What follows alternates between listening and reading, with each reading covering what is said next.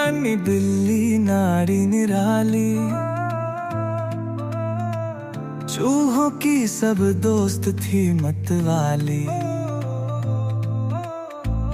ना थी शरारती ना थी शिकारी,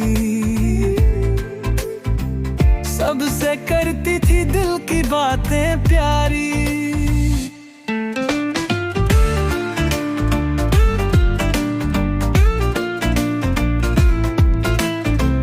चूहा छोटू था उसका दीवाना, मिलके था दोनों का सुहाना जमाना। दूध के कटोरे में दोनों थे साथी, खेलते कूदते थे रात और दिन पाती। बिल्ली और चूहे की बनाई दोस्ती, प्यारे प्यारे ये पल खुशियों से भरी। दगा नहीं कोई न कोई भय था, साथ बिताते थे दिन जैसे परियां।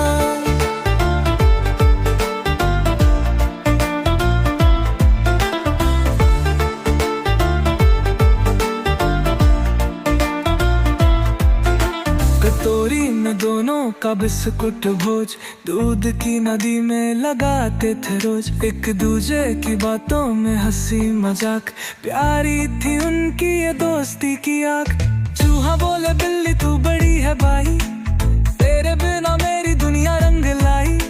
बिल्ली कहे प्यारा दोस्त तू मेरा जो हूँ, और बिल्ली मिलके रहे जैसे तारा। बिल्ली और चूहे की बनाई दोस्ती, प्यारे प्यारे ये पल खुशियों से भरी।